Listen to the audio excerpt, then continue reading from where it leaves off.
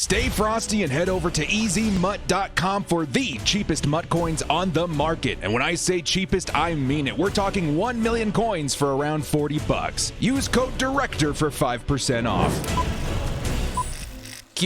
What up, brothers? What's up? It's the Director. Chargers fans, and I guess other NFL fans, welcome to our first mock draft of the 2021 season. You guys have been requesting it, and we're gonna deliver. Now, honestly, I got some more film to watch, more articles to read, to fully immerse myself into draft mode, but I wanted to give it an honest try, right? Like, we got to start somewhere. You guys are gonna see a ton of mock drafts on this channel from now leading up to April. I mean, like so many, it might annoy you, but this is where the Chargers offseason gets super fun, right? So obviously, if you're watching this from a different team, this is the perspective of a Chargers fan, but I'm gonna try and be as honest with my picks leading up to the Chargers picks and decisions, stuff like that, and maybe include like a blockbuster trade or something in there, maybe in the top 10 picks, but I don't want to spoil it too much. But should be a really good time, guys. This also gives you guys an opportunity to kind of like whisper in my ear, like, Director, this is kind of like the guy, this is the move in the second or third round, or Director, I'm not as high on the guy in the first round as you are, maybe consider this guy. Leave your comments and suggestions in the comments section below. We'll collectively figure out a nice draft together, especially my live streams coming up. We'll be doing live stream mock drafting together. It should be a good time.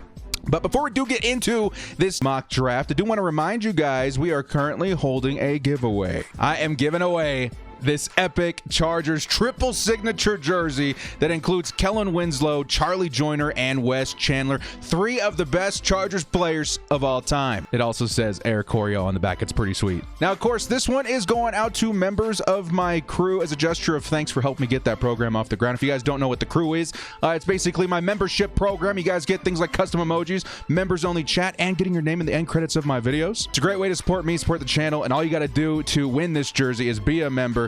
The giveaway does close on January 29th. Good luck to all my crew members out there. If you're not a member of the crew, though, don't worry, guys. I got you guys taken care of as well. We're going to be giving away this number 13 Keenan Allen signed jersey as well in a couple of weeks. We're going to start that one. It's very easy. All I got to do is be subscribed to the channel, follow a couple of links. Very, very simple stuff. I got you guys. With all that out of the way now, guys, let's get into this video. Before we do get started, hit us up with a like and sub if you do enjoy this content. Small amount of time you guys take to hit the like, sub, and bell notification helps me out a lot. Let's get into this video. Lights, camera, action.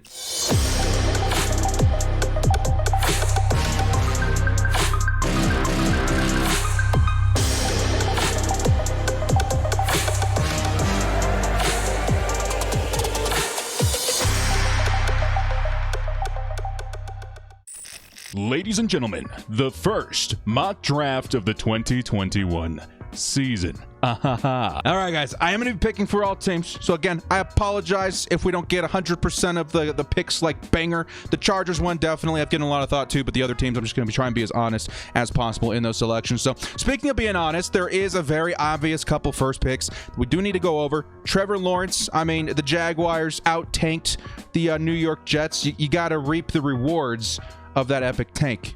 And the bright side of all of this is definitely Trevor Lawrence. Obvious pick. He's going to have a fantastic career in the NFL. Next up at pick number 2, though, this one's a little more interesting. There's been a lot of chatter about the Jets wanting to stay committed to Sam Darnold, at least evaluate the situation. If that's the case, they could definitely pick up a guy like Penei Sewell, Jamar Chase, Micah Parsons. There's a lot of options there to be running for the Jets. However, I think you don't want to overthink it a little too much. I mean, Justin Fields is the guy. Like, you want to go in there with a really good high overall first round pick. This is like the best, season I've seen in a long time when it comes to quarterbacks. Don't overthink the pick. I think Justin Fields is the new quarterback in the Jets for New York, and he should have a very healthy career out there if they start building around him. Now, this is where things get interesting, guys. Did I say? I think I said. We're going to have a pretty big trade go down right now. You're taking a look at the Dolphins. I think if I were the Dolphins, and I hang on to this pick, it's definitely going to be Penei Sewell, right? I mean, they don't look terrible at offensive line, but it's Penei Sewell, probably the best offensive line prospect we've seen in a long time. Me, personally, though, I think this is also a great opportunity to trade down, because if you're looking at the needs of the Dolphins, you could definitely go wide receiver, and there's like a lot of depth in the first round that you can pick up for that. You can go linebacker. There's a ton of different things you can do. So for me, I think Dolphins fans would be very happy with this, as well as their trade partner. So let's go ahead and scroll down here. Let's go ahead and say the guys out there, the 49ers fans, desperately want to get their hands on a quarterback.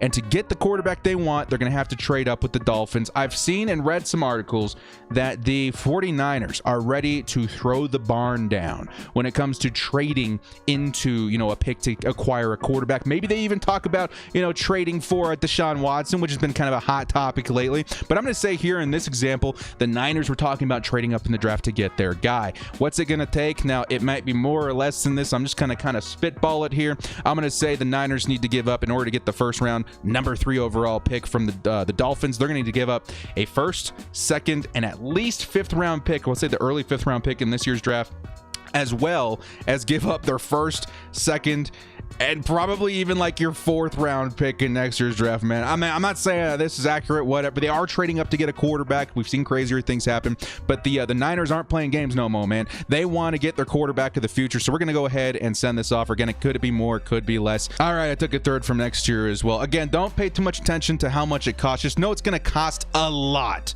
for the Niners to move up to the number 3 spot. And of course, they're only doing this to pick up their quarterback of the future. And I think a lot of people know where I'm going with this. We've seen the kind of damage that a BYU quarterback can do in the past with the 49ers. We're going to do it again. I'm going to say the Niners trade up to get Zach Wilson, the Steve Young reincarnate quarterback, future of the franchise of the 49ers quarterback, Zach Wilson, and the Niners can now start building around their new franchise guy. And I think Zach Wilson, guys, it's really, really close between him and Justin Fields. So to be able to trade up and get your guy, I know you're like trading away, your future for the next couple of years, but you're also acquiring the guy that you're going to build around for the next couple of years. So I don't know, man. It's just kind of one scenario. I do fully expect at least somebody, like one team, to trade into the top 10 picks in order to get a quarterback. In this scenario, I'm going to say it's the 49ers, and I'm going to say they get their guy, Zach Wilson. Again, done wonders with BYU quarterbacks in the past, right? Let's go ahead and hope that they do the same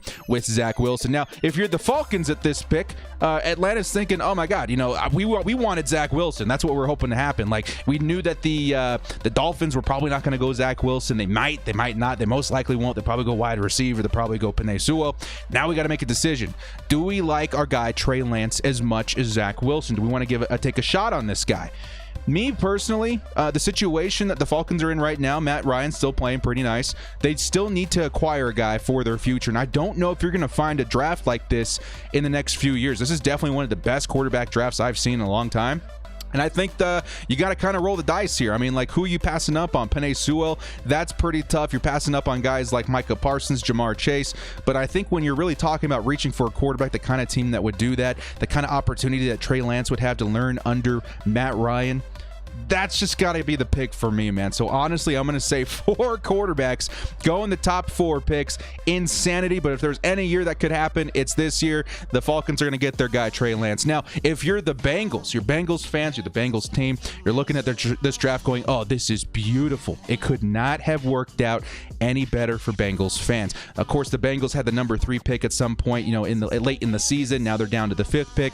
They really want Penei Sewell. I know the guys, the Bengals fans out there really want Penei Sewell. And in this scenario, you're going to get Penei Sewell. Okay, we're going to take him here, the number 5 pick.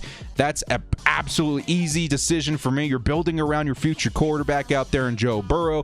Penei Sewell is one of the best offensive lineman prospects we've seen in like a decade. He's going to be a plug-and-play starter out there in Cincinnati. And Bengals fans are going to be very happy that teams are trading up to get their quarterbacks and perhaps reaching for quarterbacks in the top 4. So very easy there. Next up, we do have the Eagles.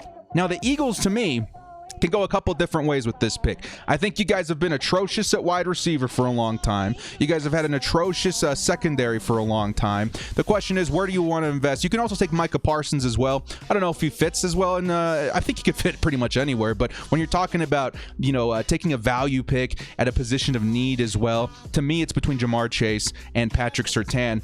Again, if you're looking at their situation right now, they've got their guy, quarterback Jalen Hurts. He could definitely be the future of that team, but it's no certainty. There's still like this clashing thing going on between him and Carson Wentz. So if there's any uncertainty in that, yes, you could still build around him and get Jamar Chase, but I think the one certain thing you need to do, if you're not sure like who's going to be quarterback in the future, is Jamar Chase going to help the next guy, this guy, whatever. I'm going to go ahead and say with the Eagles, if it were me, I'd probably take Patrick Surtain. because no matter what, you're going to need yourself a really nice defense, right? Patrick Surtain's a great cornerback. Start building around out there in Philadelphia. You guys already have Darius Slay, but definitely needs has a lot of room for improvement out there in that secondary. So I'm going to go with Patrick Surtain here, man. Maybe a little bit of a reach, but you're still getting the best cornerback at that position in the draft. So I think Eagles fans will be pretty happy with that. Speaking with happy fans, I do think that Lions fans would be very happy with how the draft board is going here. I do think that they want a wide receiver. They could definitely go quarterback here. There's been whispers that, Matthew Stafford might get replaced here in the next couple of years. But with the way the draft board is kind of falling right now, 4 quarterbacks in the first 4 picks, it's definitely still considered like a Mac Jones, a Kyle Trask. But for me, I think it's very easy. You go with the best wide receiver prospect in this draft. This guy's going to be like, I don't know, the next Julio Jones, the next Dez Bryant. He's going to be a very, very good wide receiver in his career. And honestly, just give it another try with Matthew Stafford. Figure something else out at quarterback. Maybe go after a guy like Deshaun Watson. But I think it's a very easy pick for me here. It's going to be Jamar Chase. Next up, now speaking of easy pick, maybe not as easy. Some people think, oh man, they could definitely go for like a Caleb Farley, maybe like a Jalen Waddle. To me, you guys, the Carolina Panthers, have been missing kind of that dynamic piece, that leader on defense for a while. Micah Parsons is going to be an absolute stud player.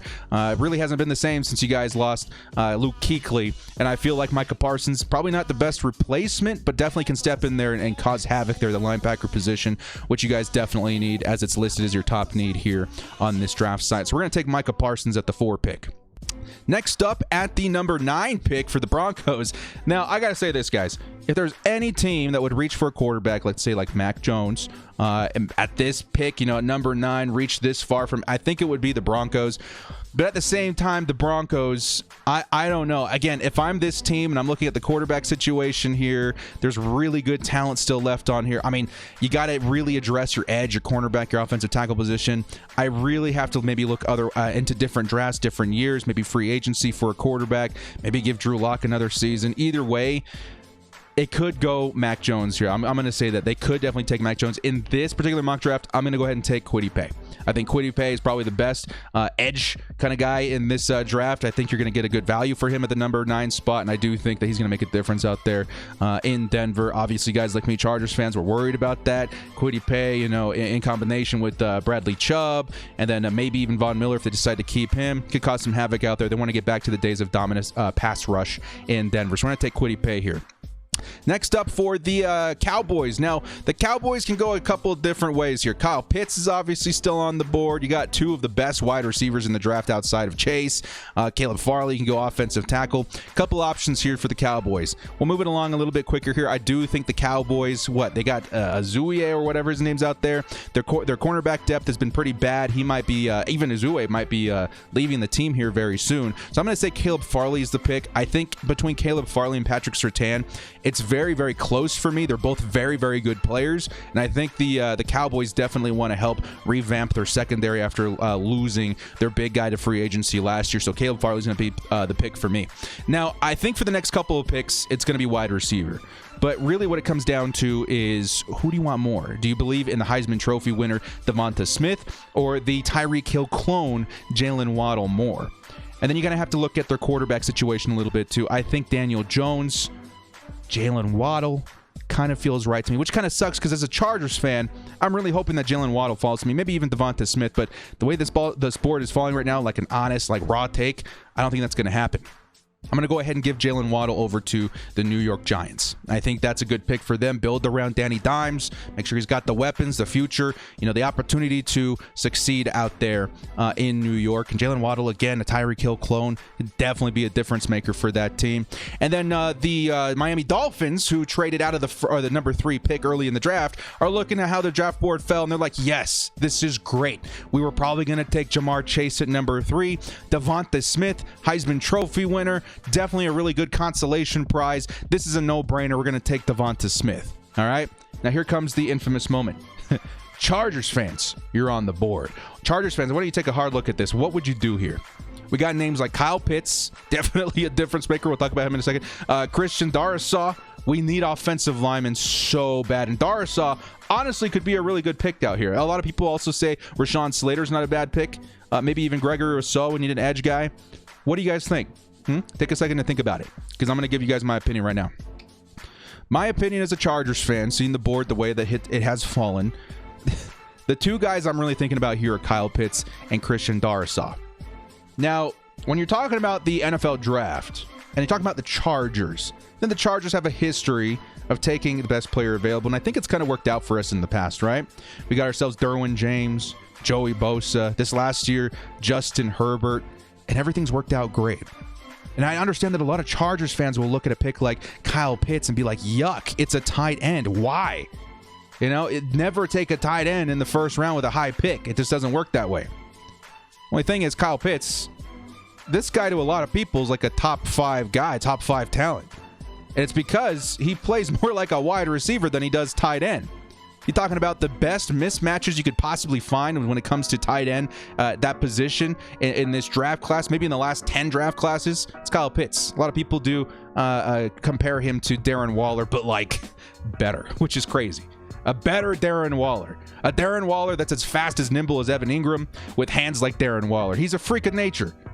When you talk about matching him up with a guy like Justin Herbert, it's tough for me, man. I feel like Christian Darrisaw is really great. I feel like Rashawn Slater is really great.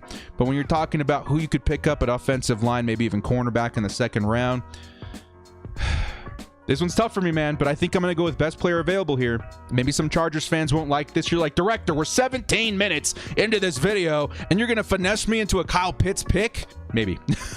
I believe in best player available. I think people believe that Kyle Pitts is a top 5 talent. And I think if we're looking at this, you know, we got to build around Justin Herbert. That's my number one objective this offseason. Build around Justin Herbert. And I see 2 opportunities to do so in an offensive tackle and a tight end. But the talent level is just so swinged in one direction. I'm going to take best player available here, man. I'm going to go Kyle Pitts. You guys in the comment section, you guys go ahead and tear me to shreds if you must. But this is my first raw take, right? And I think Kyle Pitts matched up with Justin Herbert. Man, dude. The ultimate mismatch machine. The guy runs routes like wide receivers. He's got crazy, crazy speed. Chargers maybe don't even necessarily need a tight end if we re-sign Hunter Henry, but this does give us options. Kyle Pitts to the Chargers. If this happens, I would be ecstatic. And honestly, there's quite a few decisions we could have made here that would have made me happy. Rashawn Slater, Christian Darrisaw, maybe even J.C. Horn would have all been very good. And maybe even Gregory Rousseau would have all made me very happy. We're going to go with best player available in this particular draft. All right. We're going to go through the next couple of picks here really quick to try and get back to the Chargers pick. I'll try and give you guys a little bit of explanation, but don't want this video to be like half an hour long. You feel me? Christian Darrisaw, very simple. I think very easy pick for the Minnesota Vikings. I think you guys need offensive line help pretty desperately. Could be between him and Rashawn Slater. You guys can pick up either one, and I think you guys have a slam dunk. Next up, this is where things get a little bit freaky, guys, but I think Mac Jones, honestly, me, as I'm reading into these players, watching their tape, I think he was a Heisman Trophy finalist or something like that, right, too? I think Mac Jones is probably going to go in the first round. And I think a team like New England, it just kind of fits, you know, the kind of thing that they must do. Cam Newton's not there anymore. There's a lot of upside with Mac Jones. Kyle Trask is the next guy who maybe you pick up in the second or third round. But right now, I think Mac Jones is probably one of those quarterbacks you're going to see reached for quite a bit. I'm going to say it's going to be the New England Patriots. That team needs a lot of work, and it's got to start at quarterback. So maybe a heavy explanation on that one, but it's a pretty far reach as far as the rankings on this draft board. So, but I do believe in Mac Jones. I think the guy's going to be a stud. I do think other teams see that. I think I see it even on other mock drafts. And Mac Jones, you don't let him fall out of the first round. I think that's atrocious. I think he's definitely going to get reached for, and I think it actually might work out. He's one of those guys I'm pretty high on. Next up for the Cardinals. Cardinals fans are sitting here looking at Gregory Rousseau and J.C. Horn. They're like, whoa, dudes. I like our options here. Maybe even Jeremiah Owosu, what's his name? Kormora. Like, this guy is pretty good too. But I think when it comes to position of need, these two guys are going to be getting the Cardinals fans' attention. And honestly, between the two, you couldn't really go wrong. I think for the Cardinals, pressure is going to be a very important thing going into the future. Their defense needs some work. Cornerback, you might be losing Patrick Peterson. I don't know the situation there, but honestly, either one of these things could be. I'm going to go with Gregory Rousseau here, though, guys. I do think he's a great talent. I don't think he falls too far down after that, and I think the Cardinals need to start building somewhere on their defensive line. For the Raiders, I think the Raiders is pretty simple for me too. Here, Jeremiah Owosu, Kormora. I think this is a pretty nice pick for them. They could definitely go cornerback here if they wanted to. They could definitely go Joseph Asai here as well. I'm going to give them the linebacker, make it very simple. I think that's a great value pick, and I think they'd be very happy with that. Next up are the Dolphins. Now, the Dolphins, with their second pick in the first round, they already got their wide receiver of the future. But I think if they went in on a statement by trading down saying, Tua Tagovailoa is our guy, we need to protect him. And I don't know if they necessarily need offensive linemen, but there's a lot of talk about kicking guys in and guard. They do need help in the interior a little bit. I don't think you can really go wrong with Rashawn Slater at the 18 pick. I think protecting him is probably the number one priority. Another value pick here is J.C. Horn, but their secondary is looking really good already. Maybe Osai here is not a bad pick either, but I'm going to go with Rashawn Slater. If they're committing to Tua Tagovailoa, I want to see them prove it with their draft picks, and so far in this mock draft, they're doing just that. Speaking of quarterback-needy teams or guys that need to commit, Washington's one of those guys that's definitely in the mix for me when it comes to Deshaun Watson. So who knows? Maybe quarterback isn't a huge position to need here. Maybe they would have been one of the teams willing to reach for a Mac Jones. In this situation, he's off the board. All of the really big quarterback prospects from this draft are kind of off the board that, at a value position in the first round. So I'm going to say maybe Washington does go after Deshaun Watson, and maybe at this point they needed to protect him a little bit better.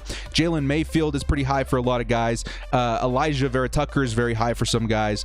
I'm not the highest on Jalen Mayfield. I need to watch more tape and read more articles, but he's up this high on this draft board for a reason. So I'm going to go ahead and say take the best offensive tackle prospect in the draft. You could definitely go J.C. Horn here as well, but if you're going to go after a quarterback in free agency or you start preparing to build around a quarterback, Washington needs to make a move soon, guys. This team is circling the drain, and they've been doing so for a long time when it comes to that position. You got to start building around them somewhere.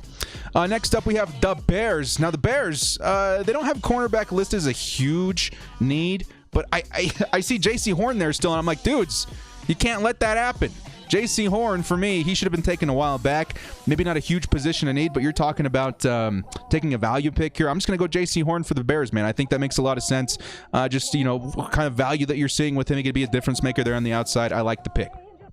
Next up is the Jaguars. Now, you got names like Travis Etienne here. He could be very tempting at this pick, but you got yourself Josh Robinson out there, or James Robinson out there. I think you got to start building your defensive line a little bit here, guys. You could definitely go Tucker here as well. Maybe get yourself another wide receiver with the Allen Robinson situation going on. I'm going to say Asai. I'm going to say Asai. Joseph Asai. I think that's going to be the pick.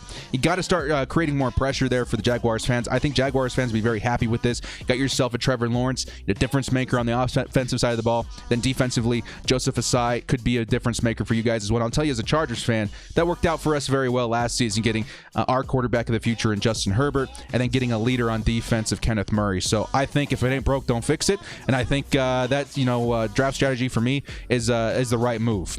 Next up, we got the Colts. Now, everybody's cheering and hollering for Phillip Rivers going into the playoffs, but I think very obviously the Colts have a problem at quarterback, and they're going to have to start addressing that here probably this offseason if Phillip Rivers does not return. Still, in this draft, again, quarterbacks went very early, and you see that a lot as in years past. So what do the Colts do here? Well, they need to start thinking about quarterback of the future, maybe start writing a bunch of letters to Andrew Luck like, please, for the love of God, come back.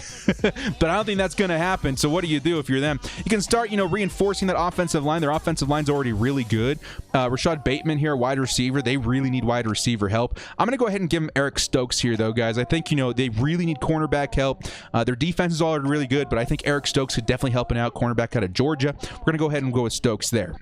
Next up for the Cleveland Browns, I think you could definitely still, maybe go Tucker here. He's definitely the value guy I'm seeing. You can go wide receiver if you have to, if you're maybe going to think about trading away Odell Beckham Jr. You still have this linebacker out of Tulsa here, Zavin Collins. This guy could be pretty nasty, 6'4". He's very athletic. I like that pick too. Samuel Cosme. There's a couple of different ways you can go about this. I think for me, they need an edge in cornerback desperately, but the way the chips are falling, I'm going to try and take a value guy here, and I think the value guy for me is going to be maybe Zavin. I don't know, man. This one's a little tough. There's definitely a couple ways they can go about this. Let's just go ahead and say I'm really high on Elijah Vera Tucker. I'm going to go ahead and say, you can never have too many good offensive linemen. I think that's a good value pick right there. I'm going to go ahead and give that to the Browns, solidify that offensive line for Baker Mayfield. Next up, we got the Tennessee Titans. Tennessee Titans, they need an edge defender really bad, interior defensive lineman, wide receiver. Wide receiver receivers, what I'm going to go with here, Rashad Bateman. He kind of looks like a clone of Justin Jefferson a little bit. They might be losing Corey Davis to free agency. They could definitely go Zavin Collins here too. Maybe an even offensive lineman. I'm also really high on Kadarius Toney. Yeah, we're going to go Bateman here. I think they need to address that vacancy at wide receiver. They still have, their main guy, but definitely Corey Davis leaving. They need to address that position as soon as possible. Now, here's where things get interesting for me. The Buccaneers. Now, they have all the wide receivers and tight ends you could ever hope for. Maybe they do keep Leonard Fournette another season for their halfback, but I'm going to say now it's time for the Big E, right? Travis Etienne right here. I think it's time. Clemson, the best running back prospect in this draft, maybe a bit of a reach. It does say 19 here in talent, but I do still think that he could fall to like the later part of the first round. But when you're talking about a powerhouse offense of the Buccaneers, maybe looking at it, getting a new quarterback later, build the best offense you can. They got a really good one. I think they just need, a very talented halfback. I'm going to go ahead with my gut here and just say the Big E is going to come off the board. Next up for the Ravens, they got a couple of needs here. Wide receivers, probably a big one for me. I'm going to go ahead and go with Kadarius here, man. Out of Florida, this guy is kind of, a speedy difference maker. I think Lamar Jackson needs a little bit more help out there with his receivers. They had been throwing touchdowns to Dez Bryant, which great, but, his time is far and past. I think you start bringing up new guys like Marquise Brown and Kadarius Toney here as well. Next up for the Jets, they got their quarterback of the future in Justin Fields. What's the next move? You're going to want to protect this guy. Yes, they already got Mekhi Becton last year, but again, you can't have too many. They definitely need cornerback. Is there any value at cornerback I'm seeing here? No. I do like Samuel Cosmi a lot here, though, guys. Zavin Collins could definitely be a move as well, but when I'm taking a look at this board, Samuel Cosmi, to me, he's going to be a great pass-protecting offensive lineman. We're going to go with him, make sure that their new quarterback in Justin Fields is comfortable out there, and he's finding some success as well. Now, when it comes to linebacker for the Steelers, too, I'm trying to get Zavin Collins off the board, guys, but I don't know. They have T.J. Watt. They've got a lot of really good talent out there. I'm going to go ahead and give them an offensive lineman as well in Liam Eckenberg. I could definitely go maybe interior defensive lineman as too, or interior offensive lineman, but I'm going to go ahead and give him their tackle. He's definitely at the top of the needs right here, and I think he makes sense for the Steelers. Next up for the Saints. Now, this one's interesting. I think I read an article on this as well, kind of, push my perspective in that way, my opinion in that way. We're going to go ahead and give them a Najee Harris here, running back out of Alabama. I know they do have Alvin Kamara out there, but I do think you're relying too heavily on him. He's definitely prone to get injured at some point if you rely on him too heavily. And I think Najee Harris would be a great change of pace back, come there, relieve Alvin Kamara for a few downs. I don't know if they're going to be retaining Latavius Murray or what the future plans are for that, but I do like the pick of Najee Harris. I think he'd be a huge difference maker. He could definitely develop. That 1-2 punch would be lethal in New Orleans for a long time. Next up, we got the Buffalo Bills. Honestly, this Bills offense has been on fire. You can definitely double down on that with a guy like Creed Humphrey or a guy like Wyatt Davis on that offensive line. Maybe a Dylan Rundins as well. I don't know. There's a lot of options here. Your defense has been pretty spectacular too, as far as, pass rushing, stuff like that. But I think maybe double down. You're looking at Zavin Collins here. That's a value pick, linebacker. It's the top of your guys' needs on this board particularly. So I'm just going to go with that, man. I think that makes sense for you guys. Build on that defense because your offense looks incredible. Next up for the Green Bay Packers, they definitely need to find a guy opposite of Devonta Adams that's definitely a consistent producer. Terrence Marshall Jr. does make a lot of sense here. They also do need corner, which again, there's not a lot of value at this spot, and they also need offensive tackle, which they could go with like a Daniel Runs here, or maybe even like an Alex Leatherwood. But I'm going to go ahead and say let's try and get that number 2 solidified receiver on this team as soon as possible. Terrence Marshall could definitely be that guy. Next up for the Kansas City Chiefs, they could definitely go with Jay Tufele. Maybe that's the move right there, but I do think building this offensive line, number 2 need position right here is interior offensive lineman. They could go wide receiver as well, but the next guy, Chris Olave here, I think you got to go with Creed Humphrey. I think that's a really good pick out of Oklahoma. I think they'd be very happy with that. Build that offensive line for Patrick Mahomes.